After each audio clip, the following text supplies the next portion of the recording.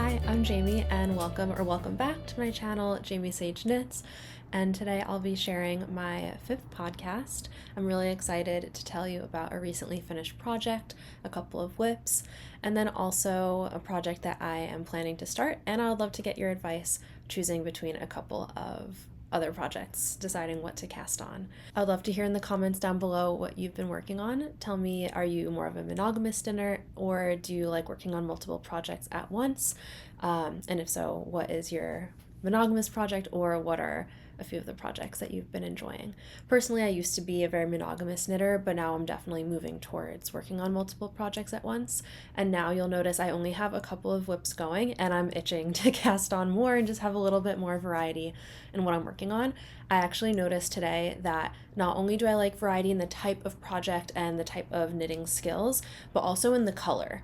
My color palette of my whips is not the most exciting, and so I'm noticing a little bit of itching to cast on a new color, and I would love to hear your thoughts on just how you like to divide your knitting projects. So, before we dive in, I'll mention what I'm wearing right now. Speaking of color, this is the Caramel Sweater by Petite Knit, which is a raglan top-down turtleneck. It's a very classic design with 2x2 ribbing on the neck and the cuffs and the hem. It actually has kind of a lot of ribbing, and I knit this in Drops Flora and Drops Kid Silk, both in the color red. I love this vibrant color. I feel like it's very classic for the holiday season, but also just throughout the fall and winter seasons. I think I'll get a lot of wear out of it, and I actually decided not to block it because I really like, at least for now, the tight fit of the ribbing on the sleeves, and just throughout the body I feel like the whole thing fits really nicely. So I'm enjoying its pre-blocked state, and I think the stitches are even enough without. This is knit on 4mm needles, but I feel like it looks like a very fine gauge. I really enjoy this sweater, and I'm enjoying getting some wear out of it. Then the next project that I had finished after this one is my most recent finished object. This is the Arendal Pullover by Ellis Knitwear. This is a test knit that I recently completed and would definitely recommend when the pattern is released. Obviously, this is an all-over colorwork design. It is knit in Drops Lima, which is the recommended yarn. I used the colors navy and white for this beautiful, I think very classic wintry pattern, and it's worked up on 4mm needles. The sizing recommends 10 to 12 inches of positive ease. I think mine turned out a little bit on the tighter side, but that's okay. I'm still happy with the fit. And the designer offers sizes. In my test knit version, it was from 41.5 to 57.5 inches, but I know she was working on grading even a couple further plus sizes. So I think there's going to be great size inclusivity in the finished pattern. And this was a really fun project to work up. It actually worked up relatively quickly in my opinion relative to some other all-over colorworks that I've done. Maybe due to the 4mm needles, it's only 2 colors as opposed to like more going on, and it was so fun. I didn't really get bored or get tired of it, and there's also not too much ribbing. Like you can see the collar I think looks really nice, but it's not too long, and same with the sleeve cuffs. I think it can be kind of discouraging when you're excited to wrap up a project and then you just have like a sea of ribbing to get through. So overall, I was really happy with this one. I enjoyed it a lot. One other construction note is that it's worked bottom up, and there are steek bridges for the sleeve holes and the collar. So it's actually all worked in the round. And personally, I was pretty intimidated by steeking.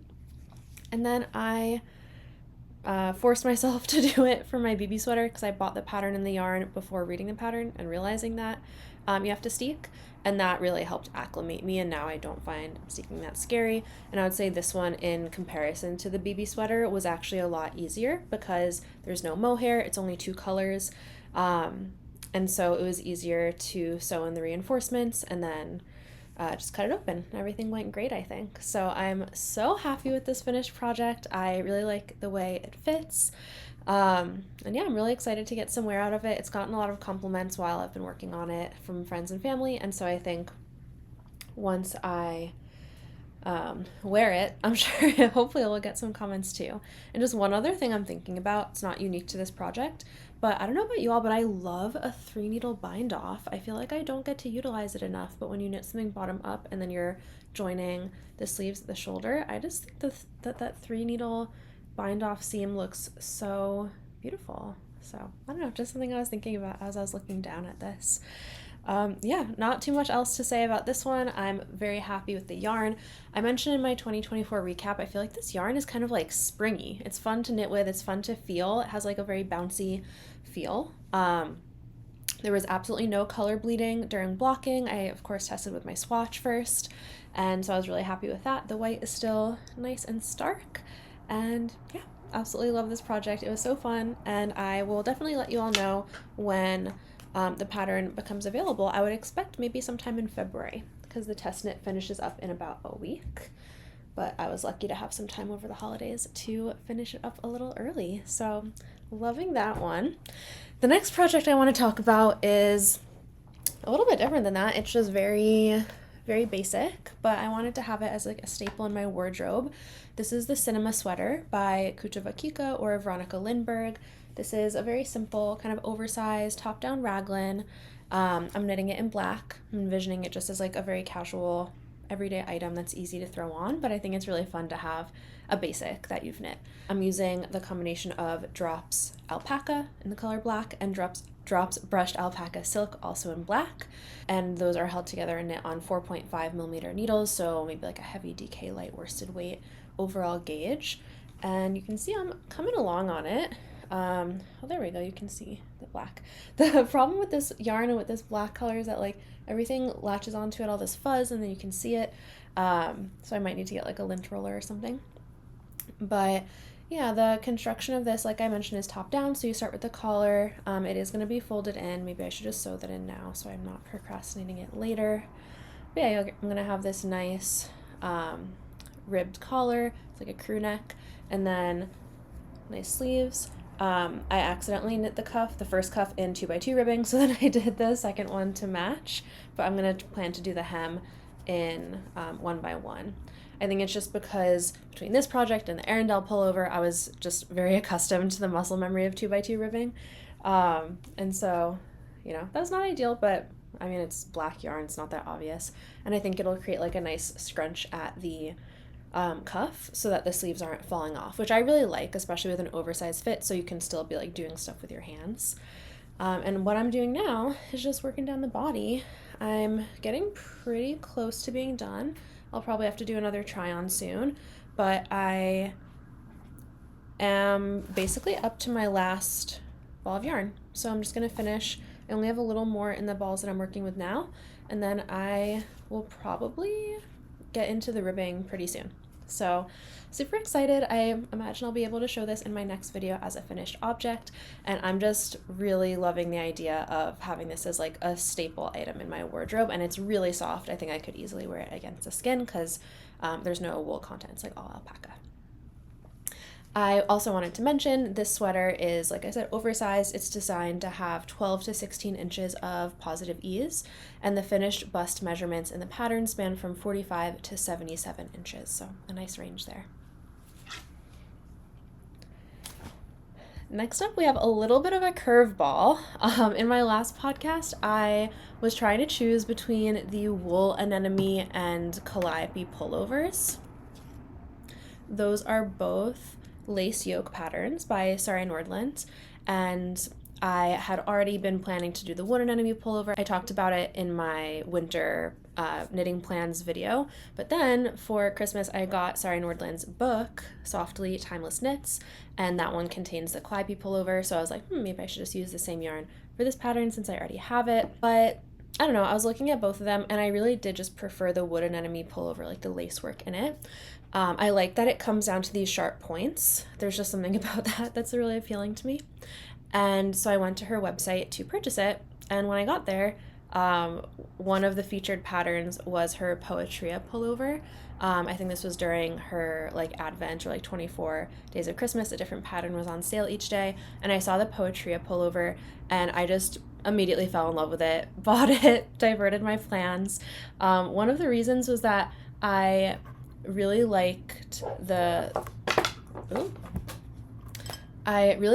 how the gray color looked for it. And for the wood anemone pullover, the sample is knit in this like beautiful kind of like electric blue. And so I wanted to have more basics in my closet, but then I was like, I'd love to knit that in a more vibrant color, and then maybe I can knit something else in this gray. So I feel like the Poetria Pullover is a great fit with this gray yarn, and you can see I've been like blasting away at this pattern. It's been my primary whip. It has been so fun to knit up this lace, and it's a little different than the other two I was considering because it's not a lace yoke, it is a raglan, and it has lace all over the body. And then there are patterns that have the lace in the sleeves as well, but I was looking between those two, and for some reason, just for me personally, I preferred the look of the plain sleeves, the lacework at the body. I thought it just really highlighted the lacework quite nicely. And I'm using the yarn I'd already purchased, which is Drops Flora in light gray and Drops Kid Silk in gray.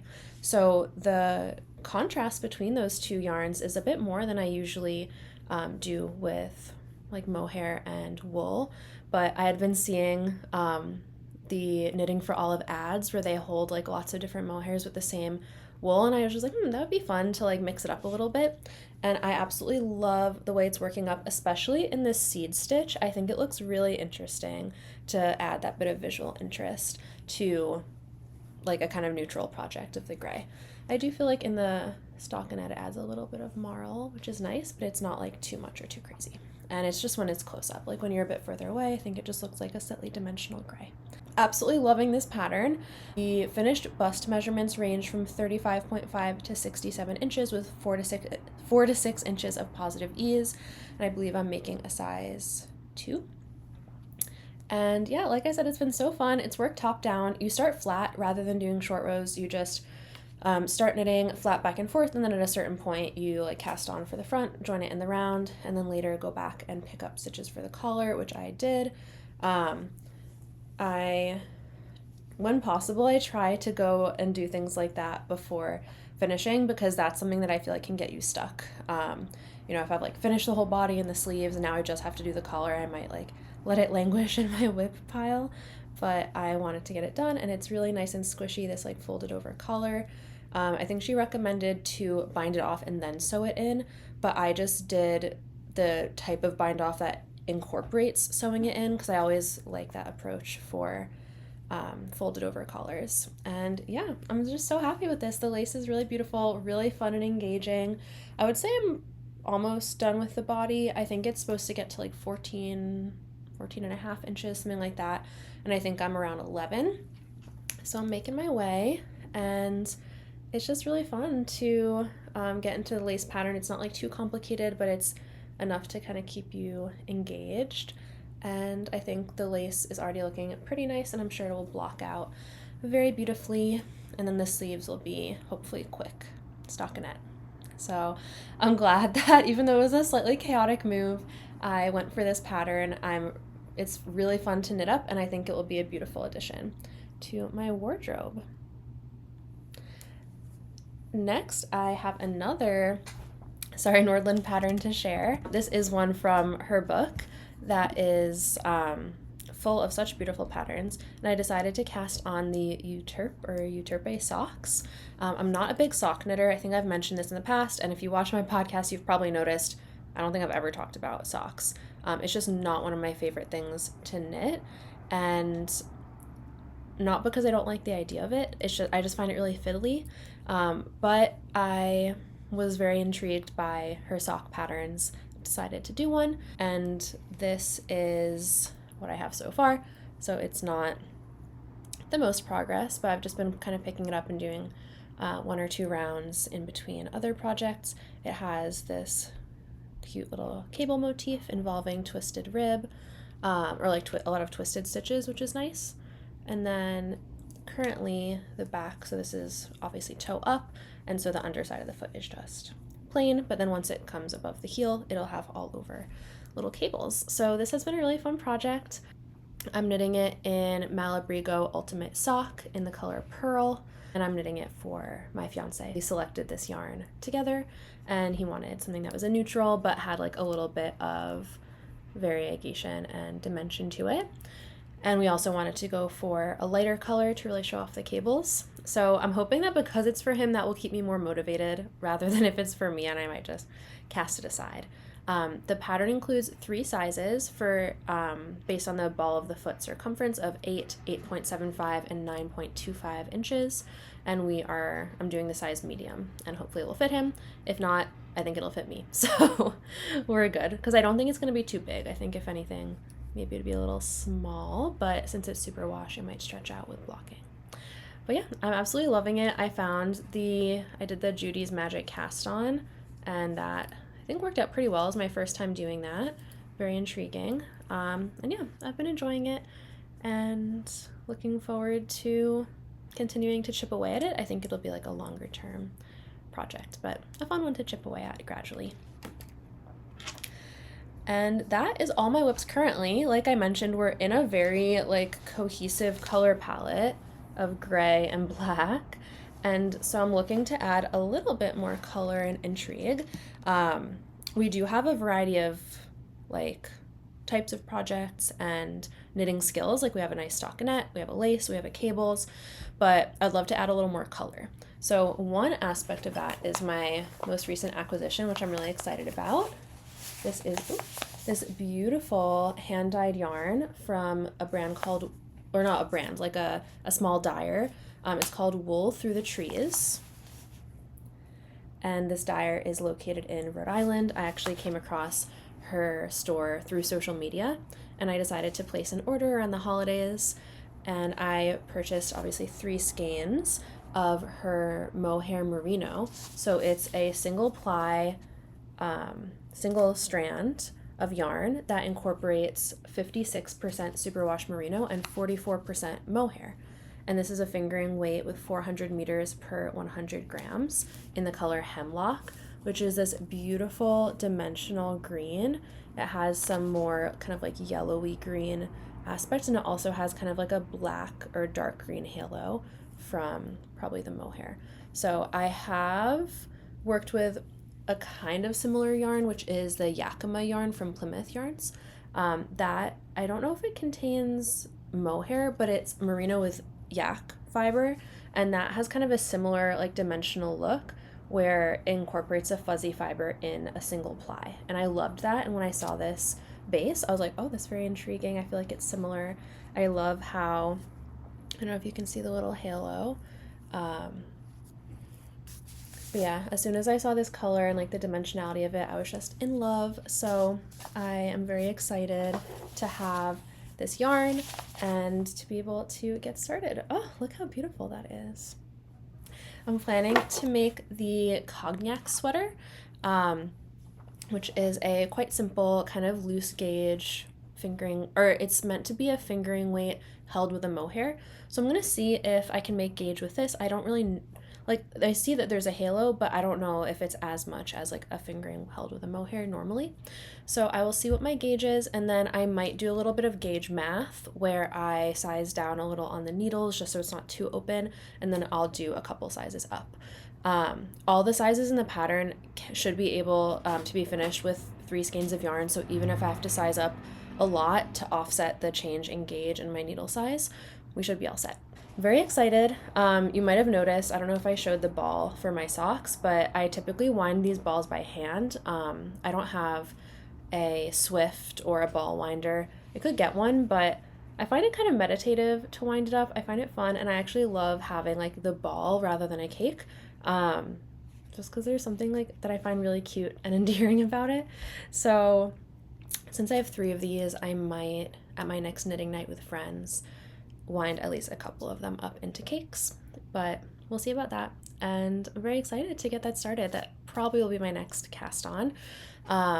And I want to cast on another project as well that will be more like looking forward to the spring. And I have 2 options that I want to get your thoughts on.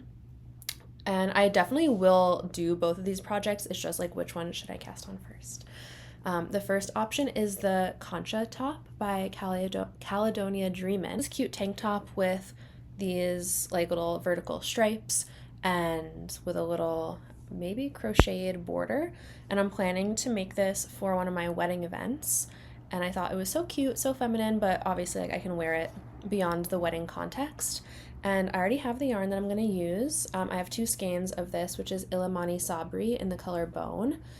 This is a fingering weight. It's like a loose 2-ply with 400 meters per 100 grams. And the composition is 85% organic cotton and 15% baby alpaca, which is really interesting. It's a very soft, beautiful yarn. Like I said, I have 2 skeins of it. I'm probably going to hold it double for this top. I'll have to do a gauge swatch and see how that goes and see if I have to do any gauge math, but I'm hoping it will work out well. And I just think this yarn is so beautiful, and it is definitely not a stark white. It's kind of an ivory, which I think hopefully will be more flattering for my skin tone. And I'm very excited to get that started. However, I have a few months before it needs to be done, and it's just a tank top, so I feel like I could certainly get it done in a month. Maybe I'll give myself like 2 months if I don't want to stress about it. But the question is, should I start it now, or should I instead start this other option, which I don't know if the color of this will really show through. So this is La Bien Aimée Little Kumo in the color Pretty Pink, which is a beautiful like soft blush color. It is a baby suri yarn with 65% baby suri, 35% silk. It is so soft, not itchy at all. It just kind of feels like a cloud. And it has 400 meters per 50 grams. It has quite a fluffy, I don't know if you can see, very fluffy. And I only have this one cake, so I have 400 meters. And I'm thinking of trying to do kind of an adapted version of the Sadie top by Wizzy by Celine. I think it's so beautiful. I love this like open gauge. And this is so soft. I think it would be perfect for that. I don't think it would be itchy at all. And even looking at the top, I don't know if I would want it to be quite so oversized. And so I think this is the perfect motivation. Like I just don't have enough yarn to do the pattern exactly as written. So I would probably do a slightly smaller size with less positive ease than recommended. And then I might also add some decreases into the sleeves to make them not quite so wide, and also maybe adjust something about the body or about like the yoke depth. So I don't know, we'll see about that. The only thing is I don't think this yarn would lend itself well to like ripping it back if I don't like what I've done. So I'm going to try to find a balance between doing something that's feasible for the amount of yarn that I have and knowing that I'll need to make some adjustments, but not going too crazy with it to the extent that I might do something wrong and kind of go too far and then not be able to wear it and have to rip it back. So yeah, those are my thoughts. Let me know what you think. Obviously, both of these are heading more towards springtime, more light colors, and still very different vibes, though, between these two. So I think both of them will be really fun. Both of them I'll work on at some point. But let me know which one you think I should work on first. Which one? I don't even know which one I'm leaning towards. Maybe towards this one, because I already have this little cake, and I feel like it'll be a super quick project. Forget what size needles it's worked up on, but it's like a very open gauge for like a suri or mohair. So, but yeah, let me know your thoughts. Which one should I work on first, as I'm kind of cheating on my winter knitting. I just feel like I've been working on winter projects for a while now, for like 3 or 4 months, and I'm looking for a little bit of a variety in there. So I'm getting a little bit of a head start on some spring projects, and I like to have that flexibility to mix it up. Alrighty, so I'm actually coming back a future day. I'm pretty sure I'm wearing the same sweater. That's, I guess, partially for continuity, but also just because it's been my favorite sweater to wear recently. And I wanted to add a little bit more to this podcast now that I've gone to Vogue Knitting Live in New York City. And I also have been seeing a lot of videos about people's Make 9 for 2025. So I wanted to make a little segment about that as well. First off, with regards to Vogue Knitting Live, I did take a few clips and photos, but honestly I wish I had taken more, but I was just really immersed in the experience. I went on Saturday, which is the main day, and it was super fun to explore. It was across like 2 or 3 floors. There was a stage with fashion shows, with like yarn tosses, so they would just like throw free yarn into the crowd. And with interviews and speakers and lots of different events. It was really cool. And then there were, I think, 2 huge rooms of like marketplaces where they had obviously a lot of yarn sellers, but then they also had like knitting accessories, books, buttons. I really enjoyed, I think there was just one main, well, there was one like vintage button stand, and then there might have been like other handmade buttons, but the vintage button stand was amazing. There were so many really cool buttons, and I loved looking through them. And I think if I were someone who was more into cardigans or like making things with buttons, maybe I would have stocked up. And I really hope to see them at a future event as well, and maybe stock up some more. I also noticed that I felt a lot more tempted to buy yarn compared to at Rhinebeck, and I'm trying to recall if that's because maybe these vendors just resonated with my style more than the ones at Rhinebeck, or I don't know if it's for another reason, but I just noticed, first of all, so much single ply fingering weight yarn, which if you watch my videos, you know, is like one of my weaknesses. I just find it so beautiful for some reason. And there was just so much like beautiful hand dyed yarn, but in this like middle ground that I love, where it has this depth, but it's not like totally variegated necessarily, but it's also not like commercial flat colors, which I mean I also love. Like, this is a commercial yarn, but yeah, I don't know, I just loved walking around, seeing all the vendors. There was such beautiful yarn. I was really impressed by the selection and all of the vendors there. I got to see some yarn dyers that I really like the Wandering Flock, and I think that was the stand that I was like most tempted by overall. They had such a beautiful selection. I also liked seeing camellia fibers. They had really soft and beautiful colors. I loved seeing or getting to touch the yarn in person, and I think I didn't wind up buying any, but I might order online in the future, like knowing now what the fibers feel like. And I'm sure there were others as well, like Hedgehog Fibers had a really cool selection. Yeah, I'm sure there were a ton of others. I really loved it. And there are these cool like fiber artists, kind of going beyond like what we might call a fiber artist, someone who knits or crochets, but people who make like installations or paintings, like yarn paintings and different stuff like that. So I thought that was really cool. And yeah, it was just amazing to see all of these people who love knitting and love yarn. And yeah, I loved it. I would definitely love to go back next year. For me, living in New York City, it's a much easier event to access than Rhinebeck. And it's also just a different lens, right? Like, yarn and knitting are featured, but Rhinebeck is much more about like the sheep to product journey. And you see all the animals and you see how to shear them and how like from fiber to spinning to dyeing to yarn and like all those steps, whereas this one, since it's through Vogue, is more focused on like the fashion and design aspect. So I thought that was really cool, and I'd love to go back. So I will show you the things that I got. The first thing that I got was this beautiful fluffy fuzzy yarn from the brand Hue Made, which is hand dyed yarn. And it seemed like they had an emphasis on like natural fibers and just kind of like environmentally friendly, not like organic necessarily, but like that kind of vibe. So this yarn is like a chainette construction, like a blown yarn with a cotton core and then a fine merino blown fiber. So it's 70% Pima cotton, 30% fine merino. It's a worsted or Aran weight yarn with 218 yards per 100 grams, and the yarn line is called Made Plush. There's no color name, but it's obviously this beautiful spring green. I just think it is so gorgeous. We were choosing between a few different shades, and we selected this one. I think it's so pretty, and I'm gonna use this to make a cardigan for my soon-to-be niece. She's still cooking in the oven, but I am gonna try to make this in the next couple of months before a baby shower. And we also picked up buttons to go with it. So I got this from the vintage button stall that I mentioned, and we were thinking like, oh, should we get green buttons to go with this? Should we get like pink buttons or something to contrast? But I figured that these beautiful neutral buttons would look really nice, and they're just kind of this pearlescent like plain off-white color. So yeah, I think that'll be really fun. Hopefully it'll be a quick project, but that yarn feels really squishy and soft and lovely. So I'm very excited about that.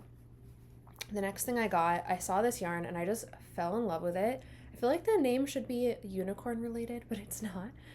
This is from the brand The Golden Pearls, and the colorway is called Must You Always Be So Cheerful. It is a single ply fingering weight yarn with 100% superwash merino, 400 yards in 100 grams. And I just think it is so fun and pretty. As you can see, it's kind of this like rainbow pastel, and I'm really intrigued to see what it will look like knit up. I'm excited to make a little swatch. Planning to use this to make the upwards top by, what is her name, Lily Kate something. I'll put the name of the designer down below. But yeah, I absolutely love this yarn. I think it's so beautiful, and I'm really excited to cake it up. And yeah, I just can't stop looking at it. It's like, I'm gonna hold it really close. Like, the variegation is like really subtle in some places, but I just think it's so beautiful. And then obviously some places have like a little bit more boldness. So yeah, I just fell in love with this, and I was like, I need to have it, and I'm excited to make a little tank top that will really feature this. And then the last thing I only got a few things. The last thing is more single ply fingering weight. I'm a sucker for it. I saw the beautiful variety of colors at the Wandering Flock, and I knew I wanted to get some, so I got 2 skeins of the color Mystic Violet, and this is again a fingering weight yarn, 400 yards per 100 grams, 100% superwash extra fine merino, and it is so soft and not itchy at all. So for anyone who's like sensitive to wool, this is definitely one to consider. Like, it's literally 0% itchy, so soft and smooth, and it's just so beautiful. And it's this really lovely kind of purpley pink warm shade, and I am really excited to, I'm gonna knit up a t-shirt with this. I don't know if I mentioned, and last summer, if you watched some of my earliest videos, you might have noticed I was using knitting for olive merino to make some tank tops. And with that, I had a really positive experience. I found them pretty comfortable in terms of temperature. So I'm excited to try out these single ply, like fingering weight merinos, and see if they also make a comfortable, like spring summer garment. And then if not, I can always make it into something else. But yeah, that is everything I wanted to chat about today.